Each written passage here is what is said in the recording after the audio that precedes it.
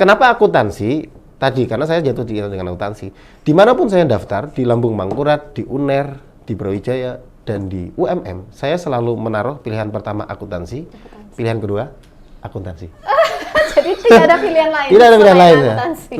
Karena dulu manual ya. Iya, tidak tersistem seperti sekarang. Kalau pilihan satu dipilih, pilihan dua tidak muncul lagi pilihan satu.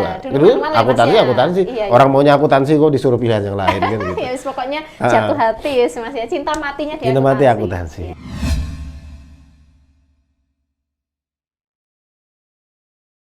Assalamualaikum warahmatullahi wabarakatuh. Berjumpa lagi dalam podcast Prodi Akuntansi Universitas Muhammadiyah Malang. Kali ini kita kedatangan tamu yang sangat spesial, luar biasa ya, yaitu Bapak Hafiz Sofyani. Saya memanggilnya dengan sebutan Mas Hafiz gitu ya. Mas Hafiz ini merupakan alumni ya Mas ya? Iya. Alumni Prodi Akuntansi UMM. Masuk ke UMM tahun 2008, betul. Lulus tahun 2012 ya Mas? 2012. Ya, 2012. Nah, Mas Hafiz ini merupakan salah satu dosen di Prodi Akuntansi UMY sekarang kerjanya. Jadi beliau ini salah satu aslab dulu ya Mas ya, dulu sebagai aslab ketika masih kuliah dan sekarang menjadi dosen. Nah tentu banyak sekali pengalaman yang beliau bisa sharing kepada kita semua ya. Untuk lebih lanjutnya mungkin bisa kita mulai sekarang. Mas Hafiz, apa kabar Mas? Baik. Alhamdulillah Mas Hafiz jauh-jauh dari Jogja ke Malang ya. Dalam urusan apa Mas ini ke Malang? Jadi ceritanya ke Malang ini gantikan kelas Prof Ulum sekaligus MBKM pertukaran dosen ya. Pertukaran dosen ya Mas ya, MBKM. Mengajar ya. Jadi ini perdana saya mengajar di luar UMY yang dalam skema MBKM. Pertama kali ini Mas ya. Pertama kali, jadi maunya pulang lah ke UMM. Ke rumah sendiri. Ya, si anak hilang. Gimana Mas rasanya ketika pulang? Senang apa gimana Mas? Apa kembali mengenang masa lalu? Ya senang banget bisa kembali ke UMM karena yang paling saya senangi itu adalah bisa berkontribusi dengan alma mater lah. Bahkan saya sering sebutkan atau ucapkan di UMY itu. Komitmen saya itu di UMY, tapi rumah saya dan hati saya itu UMM. Keren sekali. Ini yang luar biasa. Makanya saya bilang kita kedatangan tamu yang sangat luar biasa, Mas Hafiz gitu ya. Jadi memang rumahnya ini tetap di UMM. Baik Mas bisa diceritakan dulu kenapa Mas Hafiz dulu memilih Prodi Akuntansi UMM Mas? Kenapa kok nggak Prodi lain atau mungkin universitas lain Mas? Mungkin sedikit cerita. Oke, ini sebenarnya ceritanya cukup panjang. Yang pertama kenapa akuntansi? Akuntansi itu saya jatuh cinta sejak ya. Saya dulu kuliah di Madrasah Aliyah di Banjarmasin. Nah, saya jatuh cinta akuntansi itu kelas 2 itu mulai ada mata pelajaran ilmu ekonomi, kemudian ada akuntansi di dalamnya. Nah, dulu itu pernah ramai voucher investasi bodong ya. Nah, dan bapak saya itu kalau nggak salah satu orang yang jadi korban. Kalau boleh tahu tahun berapa itu Mas? Itu mungkin 2005 ya. 2005 ya lama. Nah, semenjak itu bapak saya entah kenapa punya ide yang juga melihat anaknya suka ekonomi. Fis, gimana kalau kamu kuliah itu nggak usah ke jurusan keguruan karena keluarga saya guru semua. Tante guru ya, ibu guru, bapak kepala sekolah di Man, alhamdulillah. Nah, kamu belajar inilah ekonomi supaya nanti bisa menjadi penasehat lah untuk masalah ekonomi, mungkin gitu ya diskusinya waktu itu. Akhirnya saya kuliah memilih untuk ke jurusan akuntansi. Nah, sebenarnya awalnya saya mendaftar di kampus negeri di Banjarmasin dan di Surabaya. Gitu, ada dua pilihan, tapi negeri semua ya Mas? Negeri semua dan alhamdulillah diterima keduanya sebenarnya. Sebenarnya diterima keduanya ya di Universitas boleh sebut? Iya boleh Mas. Lambung Mangkurat dan Erlangga. Tapi saya tidak waktu datang ke Surabaya waktu itu, mohon maaf, mungkin situasinya tidak sekondusif sekarang ya, Surabaya dulu gitu. ya. Mas. Nah, jadi kesan saya kurang bagus lah di Surabaya. Kemudian ada teman yang ngajakin ke Malang. Awalnya pengen masuk ke Universitas Brawijaya. Negeri juga kan ya Mas? Negeri, ya. Nah, kemudian ada kakak senior sama-sama orang Banjarmasin karena saya tinggalnya di asrama Kalimantan Selatan. Itu ngajakin makan di seberang. Nah, kemudian saya lihat ada kampus kok bagus, ada liftnya. Kemudian saya tersepona waktu itu atau terpesona dengan UMM. Ya sudah, saya bilang saya daftar sini aja lah. Akhirnya saya nggak jadi daftar di Brawijaya. Nah, sebagai anak kampung, saya tidak paham akreditasi, saya tidak paham kampus negeri, kampus swasta. Pokoknya kampus di Jawa itu bagus-bagus. Itu aja yang saya tangkap. Pemikiran saat itu. Ya sudah, saya terbiasa dengan sesuatu itu dari getaran gitu kan. Oh, ini UMM. Sudah. Ada getaran dengan UMM. Sudah, saya daftar masuk. Nah, tapi jauh sebelum itu ada cerita menarik dengan kehidupan saya. Nah, sebelum saya pindah ke rumah saya sekarang di kecamatan, saya tinggal di desa. At the time itu nggak punya, beberapa tempat tuh nggak ada listrik ya. Saya masih TK, masih ingat itu. Ada tetangga saya yang paling kaya, itu yang belakangan saya tahu kalau beliau itu dekan Fakultas Tarbiyah di Institut Agama Islam Negeri Banjarmasin. Nah, setiap kali saya pergi sekolah, masih TK saya masih ingat, bapak itu selalu bilang, almarhum ya, Fis, sekolah yang benar. Nanti kalau pinter, kamu kuliah ke Jawa. Pada waktu itu sebagai bocah ingusan yang nggak tahu apa-apa, di bapak ngomongin apa sih? Kuliah juga nggak tahu kan? Mas. Nah, sebegitu sering beliau, setiap saya lewat, beliau biasanya ketemu, beliau lagi motong-motong tanaman. Jadi rumah beliau tuh rumah paling kaya, beton di kampung saya, dan punya taman. Rumah punya taman. Kayu gitu ya, Mas? Ya rumah di Kalimantan ya. Mbak Firda mungkin tahu. Nah, begitu terus kan. Sepertinya menjadi doa mungkin ya. Nah, berikutnya saya pindah ke kecamatan usia tahun 99 itu ya. Itu kemudian Bapak tahun 2004 itu mendapat kesempatan pertama kali karena Bapak guru studi tour ke Jawa. Waktu itu Keman 3 Malang sama Keman 1 Yogyakarta. Ke Jogja dan Malang. Sepertinya beliau diajak atau lewat di depan UMM. Itu kan gedung ini baru waktu itu ya. Mas. 2004 itu. Ya, Mas. Beliau pulang, beliau bawa cerita begini. Fis, nanti kamu kalau kuliah, kalau Bapak ada rezeki, kamu nanti kuliah ya di kampusnya Pak Amin Rais. Pak Amin Rais sebutannya. At the time kita nggak tahu juga ini Bapak ngomong apa sih. Gitu. Sampai ketika saya kuliah di UMM baru saya tersadar. Ternyata saya menjalani doa orang-orang. Iya, betul. Itu ya, Mas. Jadi takdir saya memang di sini, saya kira begitu. Nah, kenapa akuntansi? Tadi karena saya jatuh cinta dengan akuntansi. Dimanapun saya daftar, di Lambung Mangkurat, di UNER, di Brawijaya, dan di UMM, saya selalu menaruh pilihan pertama akuntansi. Pilihan kedua akuntansi. Jadi tidak ada pilihan lain. Tidak ada pilihan lain ya. Karena dulu manual ya. Tidak tersistem seperti sekarang. Kalau pilihan satu dipilih, pilihan dua tidak muncul lagi pilihan satu. Dulu akuntansi. Orang maunya akuntansi kok disuruh pilihan yang lain kan gitu. Ya, pokoknya jatuh hati Mas ya. Cinta matinya di akuntansi. Itu UMM ternyata ada getaran pertama. Ada getaran. Dari doanya. Nah, dan belakangan saya tahu anaknya dari Bapak Dekan IAIN itu tadi. Ternyata S1-nya di UMM. Jadi dia ngomong begitu karena dia pengen anaknya juga kuliah di situ. Nah, setelah itu anaknya kuliah di UMM, sekarang jadi dosen di UIN Banjarmasin. Mas. Anaknya Pak Zaki Mubarak, alumni sini. Alumni sini juga ya, Mas. Jadi luar biasa. Perjalanannya begitu ternyata. Mas. Memang jalan takdirnya begitu. Betul. Dan beliau dulu ternyata S2 di IAIN Sunan Ampel cabang Malang. Cabang. Yang sekarang jadi UIN Maulana Malik Ibrahim, Pak Dekan itu. Menarik sekali Mas di sini, Mas. Gitu ternyata. Iya, Mas. Nah, Mas, pengalaman yang menarik menurut Mas Hafiz selama kuliah itu apa, Mas? Di sini? Ada banyak, Mbak. Ada banyak. Yang pertama, saya salah satu dosen yang paling berpengaruh dalam hidup saya itu harus saya sebut ya. Pak Daniel Syam ya. Pak Daniel Syam. Itu memang dosen luar biasa ya, Mas. Sudah legenda.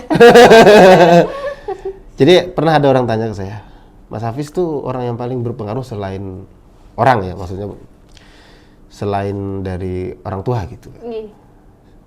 Saya sebut Prof. Ulum, Pak Daniel Syam, ya itu yang paling berpengaruh. Mas ya? Bu Sri Wahyuni Dan kalau dalam hal riset tuh Prof. Ulum, Prof. Mahfud, Pak Rusdi Akbar, dan Prof. Zaki Hasaleh itu yang sekarang dari supervisor. Iya, itu dalam hal riset. Nah, Pak Danisan tuh kenapa? Jadi waktu saya S1 itu mungkin karena saya tadi ya sudah dari background saya IPS, kemudian saya dulu alhamdulillah pernah juara 3 lomba akuntansi gitu ya di Banjarmasin. Waktu MAN dulu ya. Masih MAN gitu. Jadi agak sedikit menonjol daripada teman-teman waktu itu kita. Nah, Pak Daniel kan sering bikin quiz, dikasih tantangan. Iya Mas. Iya. Sampai kita pernah nggak boleh jawab lagi. Karena sudah terlalu banyak poinnya. Iya. Sampai Pak Daniel sama ngomong gini, Fis, besok kalau kamu nggak masuk nggak apa-apa, kamu tetap dapat A. Mas, memang luar biasa. Itu Pak Daniel sama. Kemudian sampai nama saya itu kata Mbak Nadia Novianti, Kak, namanya disebut-sebut di kelas saya. Itu anak-anak pada penasaran siapa sih Hafiz Sofiani. Sama Pak Daniel disebut-sebut ya Mas di kelas. Itu akhirnya kita bergabung di lab, ketemu semua kan orang-orang itu. Iya Mas. Jadi keluarga yang sangat erat. Nah, itu salah satu yang kedua, ketika saya kemudian mengasisteni Bu Sri Wahyuni. Oh iya. Dulu saya Mas. Gitu ya? Kelas saya dulu yang di Mas Hafiz yang diajar. Kenapa? Itu ceritanya gimana Mbak Firda? Ceritanya begini. Dulu ujian soalnya salah. Kemudian saya angkat tangan dong. Iya. Pak, mohon izin ada nggak dosennya? Saya mau konfirmasi soal. Oh gitu. Waktu itu ya. Dan kebijakan waktu itu dosen kalau sedang UTS atau UAS itu tidak boleh jaga kan? Iya, nggak boleh jaga. Nggak boleh jaga. Nggak ada, dikerjakan aja dulu Mas seadanya. Iya, kata pengawas ya Mas. Kata pengawas. Terus kita jawab begini, lah nggak bisa Pak, ini soalnya salah. Teman saya di samping nyeletuk, bro jangan gitu dong, katanya. Aku udah selesai. Jangan gitu dong, aku udah selesai. Pada kaget, pada noleh. Fis, ini yang mana yang salah? Ada lah salah itu. Oh iya. Oke, kalau begitu saya minta izin, soalnya saya benarkan. Saya selesaikan soalnya. Besoknya Bu Sri Wahyuni penasaran. Minta ketemu, saya ketemu dengan saya. Oke. Ya, kemudian debat. Iya, menarik nih Mas. Cek buku Keso dong. Oke. Keso kan? Iya, betul. Sudah ternyata saya yang benar. KM itu Mas. Udah juga akan mendengar. Nah, ya udah kamu kasih sini saya aja. Nah, itu cerita kemudian mengasisteni Bu Sri Wahyuni. Ya, Mas, ya. Dan masih banyak lagi, terutama bersama lab dan bersama Prof. Ulum ya. Iya, Mas. Di mana kita pernah ikut conference, kemudian presentasi gitu dan banyak hal. Karena Prof. Ulum itu selalu punya target yang beliau ingin lebih terus, ingin lebih. Iya, betul, dan saya ikuti saja. Betul. Dan pada saat itu kita tidak sadar kalau kita semakin improve. Iya, sebenarnya gitu. begitu Mas. Belajar dari beliau itu Mas. Betul. Selalu keluar out of the box. Itu saya suka ya begitu. Makanya saya sangat cocok dengan Prof. Ulum. Out of the box. Kita harus bikin buku, bikin ini. Loncatan-loncatan. Termasuk jurnal ya. Iya. CRK kan munculnya zaman Prof. Ulum, zaman saya itu Mas Angga yang sama Mas Ir yang banyak bantuin. Oh, saat itu Mas, waktu berdirinya CRK. Saya sama Mas Denny ngurusin majalah Ekuitas. Oh iya, dulu ada saya masih ingat. Masih ada jalan. Saya nggak tahu sekarang. Zamannya jurnal sekarang. Iya, zamannya jurnal. Mas, kegiatan saat Mas Hafiz kuliah dulu Mas? Mungkin ikut organisasi atau apa Mas dulu? Kalau organisasi awal-awal itu banyak ikut tapi kemudian saya tinggalkan semua. Gitu Mas. Ya, akhirnya fokus di mana? Akuntansi lagi. Asrama Mahasiswa Kalimantan Selatan dan Persatuan Mahasiswa Kalimantan Selatan. Oh, dulu organisasinya itu ya Mas? Lebih banyak di situ ya. Iya. Kalau yang di kampus itu awal-awal pernah ikut hima tapi nggak berlanjut gitu kan. Iya. Sama di lab itu juga cukup menyita waktu ya. Sama begini. Kalau dulu itu kan boleh milih SKS ya? Iya, betul. Nggak tahu sekarang masih? Nggak bisa. Nggak bisa ya? Nah, saya itu kan kuliah cuma Senin sampai Rabu kan? Oh, gitu. Sekarang udah nggak bisa Mas, harus ngikutin. Maksimal saya itu kuliah sampai Kamis pagi. Sisanya saya hilang. Oh, gitu. Kemana itu Mas? Jalan-jalan, macam-macam. Explore alam Mas. Iya, dulu enaknya gitu jadi mahasiswa, beneran mahasiswa. Dan dulu sebelum saya jadi asisten Pak Daniel itu kan Tapi ini bukan untuk dicontoh teman-teman ya.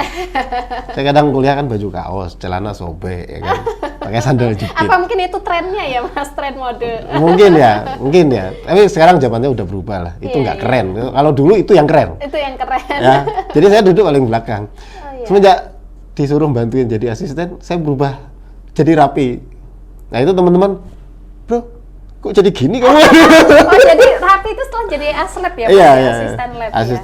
Sebelum aslep, jadi sebelum asisten aslep, Mas? mengasisteni Pak Daniel sama Bu. Oh itu sebelum aslep ya Mas ya? Ya, Waktu sebelum itu aslep. Oh. Ya, jadi udah mulai rapi saya. Berarti itu semester berapa itu Mas? Kalau sama Pak Daniel mungkin semester 2 ya. Oh. Semester 2 sama Bu Sri Wahyuni itu 3-4 kayaknya. Ini orang memang luar biasa. Waduh, biasa aja. Jarang sekali Mas di semester 2 udah dipercaya sama dosen.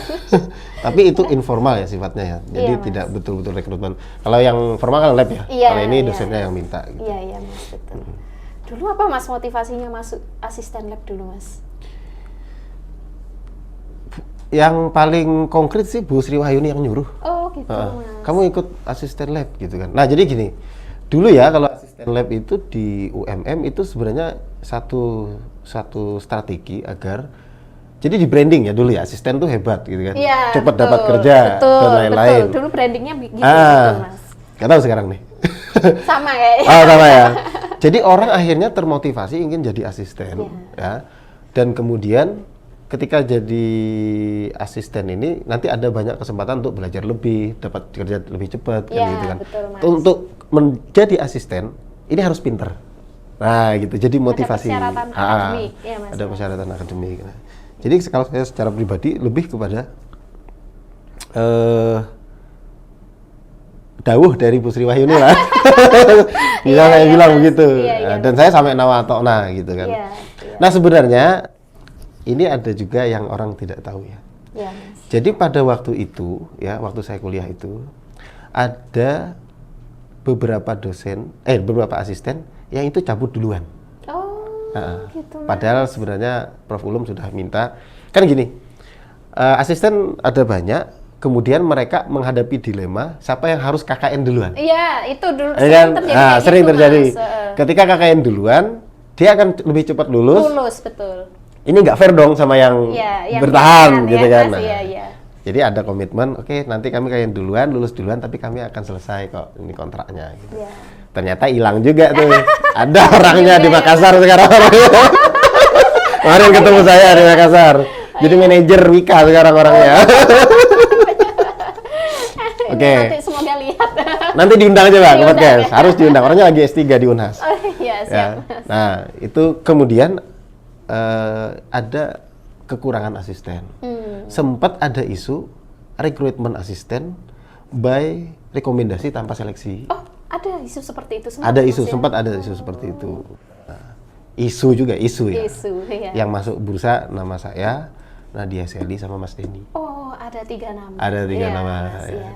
Dan angkatan saya pasti tahu semua tuh orang-orang. Sudah bukan rahasia.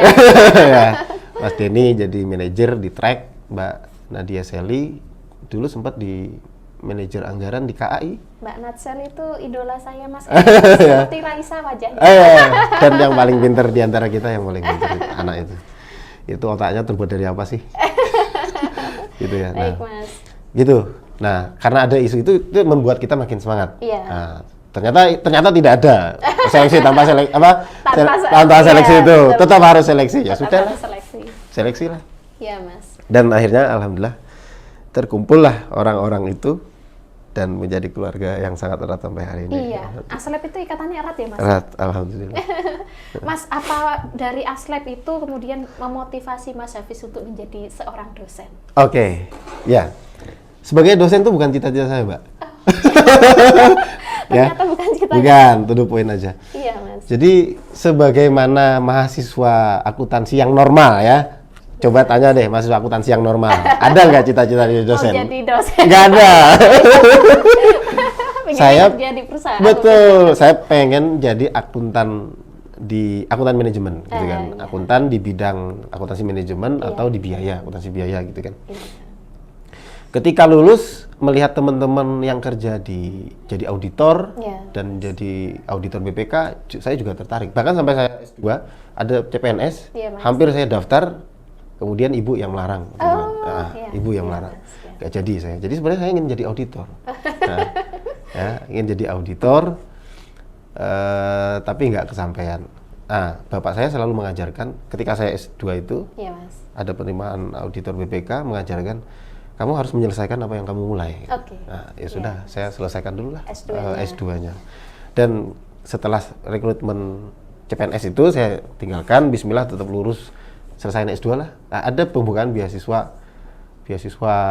riset dari Norwegia ya. Oh. Dan alhamdulillah kita dapat itu, alhamdulillah waktu saat itu Mas Hafiz ya Mas ya? Ya, Dapat di hibah dari UGM ya. Nilainya lumayan waktu itu. Nah, dengan output harus dipublikasi. Oh, oke. Waktu itu dipublikasilah di JAKI UI, Jurnal Akuntansi dan Keuangan Indonesia. Salah satu jurnal akuntansi paling susah. Prosesnya lama. Ya, tapi puas ya. Puas. Kayaknya bisa menaklukkan JAKI UI itu puas ya. Ya. Nah,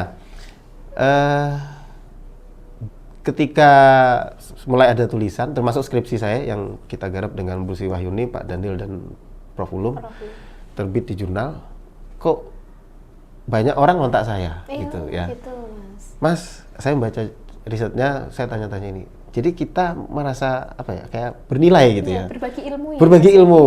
Ada mulai muncul passion di situ. Nah, passion di situ. Ya. Nah, dan ketika saya melamar pekerjaan, kalau lamarnya dosen itu agak cepat dipanggil. Oh, ya. Kalau ngelamarnya ke perusahaan, itu kok kayak nggak jodoh gitu. Oh, gitu. Kecuali ada perusahaan rokok tapi ibu nggak mau gitu. Iya. Terus tuh ibu itu kayaknya jalan. Saya pernah dipanggil misalnya perusahaan rokok gitu ya. Sama ibu nggak usah lah. Ya sudah, saya bilang nggak jadi. Ya sama saya tipikalnya sama nawatona. Ya sama orang tua sama guru ya sudah. Iya, gitu. Mas. Nah, jadi ketika melamar tadi kecenderungan dosen ya sudah saya jalani aja. Karena gini, ketika sudah lulus, iya, Mas. Apa yang manggil kita ya itulah yang biasanya kita jalani. Kita mau milih-milih juga belum tentu ada pilihan kan. Iya, betul. Ya sudah, Mas. itu aja lah yang dijalani. Betul, Mas. Nah, gitu. Akhirnya kita pernah jadi dosen di UIN Banjarmasin. Kemudian singkat cerita nyasar di UMY. Sebenarnya saya mau pulang ke sini, tidak ada lowongan. Mau pulang ke rumah ya, tetap dulu Mas. tidak ada lowongan. Dan adik-adik kelas saya ini yang jadi dosen. Saya. Termasuk Pak Firda. Ya. Iya, Mas. Ya, gimana Mas rasanya berkarir jadi dosen, Mas? Ternyata satisfaction-nya tinggi ya. Maksudnya ketika passionate sih ya. Yeah. Passionnya di situ. Karena menurut saya fleksibilitasnya tinggi. Iya. Ya, jadi cukup fleksibel. Iya, Mas. Kemudian saya termasuk orang yang suka jenuh ya dengan suatu pekerjaan yang itu saja. Nah, sementara di dosen itu kita bisa ganti mata kuliah yang diajar. Iya, ya kan? betul. Kemudian bertemu dengan orang yang berbeda-beda, baru gitu. Baru orangnya. Ya, punya banyak teman, mahasiswa. Jadi yang sudah lulus 2017 yang lalu kemarin kontak saya ketika ada acara atau apa gitu kan, event apa. Pak, saya lagi di Jogja, ini kita bisa reuni Ya, gitu. Mas. Dan bisa jalan-jalan didanai. Didanai dana kampus kan gitu kan. Nah, itu. Bisa keliling tapi ya, nggak mengeluarkan kocek pribadi. Betul. Waktu saya S3 itu kita juga dapat dana hibah riset dari pemerintah DRPM yang mana luarannya itu harus ke conference ya. Oh. Jadi kita keliling tuh.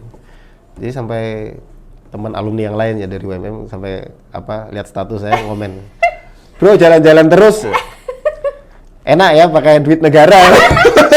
Ingin masuk. Iya. Jadi kita ke Malaysia, ke Bandung, ke Jakarta, ke Jogja, nanti tiba-tiba di Banjarmasin. Iya benar Mas. Nah itu enaknya jadi dosen gitu. Iya betul. Tapi ternyata dosen itu tidak juga seperti yang orang